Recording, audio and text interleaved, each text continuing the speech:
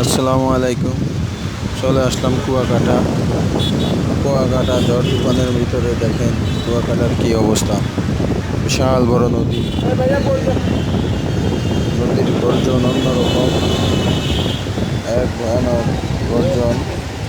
তার ভিতরে ডাব বিক্রি করছে এবং পর্যটকেরা ঘুরে বেড়াচ্ছে।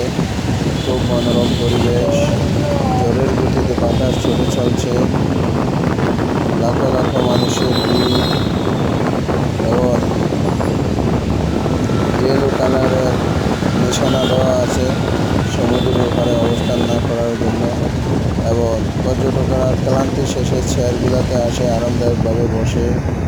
লাখো লাখো চেয়ার আছে, উপরে ছাতি সবজি যাতে না করে গায়ে।